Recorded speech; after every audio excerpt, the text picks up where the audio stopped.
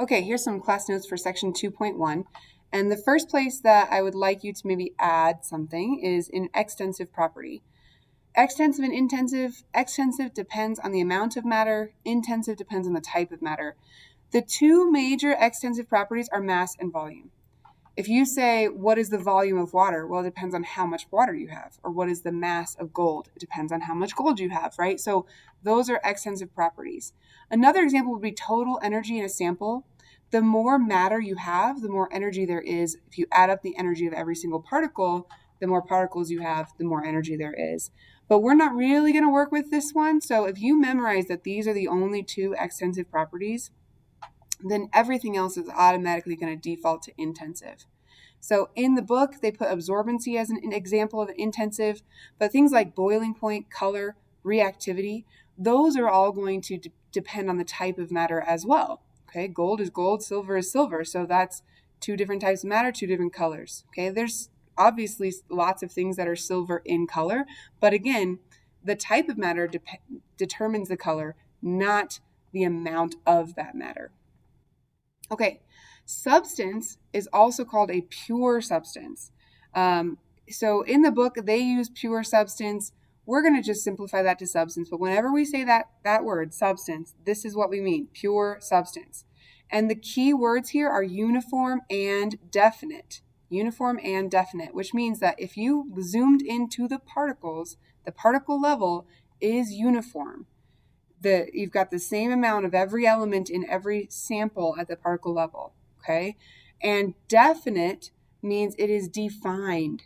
There's a defined ratio of everything that's in there, okay? So the examples in the book were aluminum and copper, but I think you also need to list a few compounds here. CO2, it is defined as one carbon for every two oxygens, and they are bonded to each other. So if you zoomed into the particle level, even down to one particle, it's going to have a carbon and two oxygens. And if I have two particles, it's two carbons and four oxygens. Okay, so we're talking about uniform and definite all the way down. H2O, same thing. It doesn't matter if you have water from your toilet or water from your mouth. Water is defined as two hydrogens attached to an oxygen. It is the same substance no matter where it comes from. Sodium chloride, this is table salt, 1-to-1 ratio of sodium and chlorine. Okay, those are all pure substances. Not just elements, but compounds as well. Okay, here every sample of a given substance has identical intensive properties because every sample has the same composition. To expand on that, water always boils at the same temperature because it's made of particles that all contain two hydrogen atoms and one oxygen atom. It doesn't matter if you have a gallon of water or a cup of water. We have to heat that water up to the same temperature in order to get it to boil because that is an intensive property and it's based on the composition of the matter. Okay, moving down here, I put stars next to the drawings for solid, liquid, and gas. You can draw your own. I just copied and pasted some drawings from the internet. But again, solids, we want to see close proximity and organization. And even better, we would have some vibration lines in here. Liquids, we want to maintain that close proximity. I know this one looks like it's a little bit more spread out. That's not super accurate. We want to maintain the close proximity, but show some movement, maybe with some flow, but we definitely lose the organization that we had in the solid. And then gases, very far apart. This diagram is showing the movement by kind of fading the particle out. You can show movement with whooshies, kind of as comet tails coming off of each particle, okay? But vapor, by definition, vapor is a gas. It's just a gas of something that's generally a liquid at room temperature. So water particles, which are in the air, even in a place as dry as Laramie, we have water particles in the air. Those particles are considered vapors because water, if you have a massive amount of it, at this temperature is going to be a liquid, but we still have particles in the air in gas form, and so those would be considered vapors. Okay, moving down, this is our next big section of class notes. We go solid, liquid, gas. In terms of energy, we're going up in energy as we go up this diagram. So go ahead and fill in solid, liquid, gas. And there's 6 different state changes.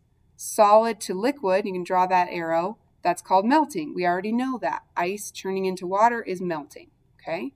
Liquid to gas can be boiling, it can be evaporating, it's vaporization, either, any of those. So Boiling and evaporating are the two major ones when we're going from liquid to gas. Circling back down, gas to liquid is condensation. So when you get out of the shower and your mirror fogs up, that's condensation. Okay, you've got water vapor in the air turning into liquid water on your mirror. Liquid to solid is freezing. But then we have the big jumps. Solid straight to gas, that's sublimation. And gas straight to solid is deposition. Now, a really good example of sublimation is dry ice. And if you've never experienced dry ice, it's a solid chunk of carbon dioxide. It goes straight to a gas unless you put it under some pressure, okay? It does not form a liquid state at regular pressures. Another really good example is if you have frost on your windshield that disappears when the sun comes out on a super cold day, it doesn't necessarily turn into droplets first, but it does disappear because it's turning from a solid to a gas. That water is just disappearing. The formation of frost is a really good example of deposition. Water vapor from the air deposits as a on your windshield, and that is probably the most familiar example of deposition that you have, whether or not you've ever thought about that. Okay, over here, we've got our physical states and shape versus volume.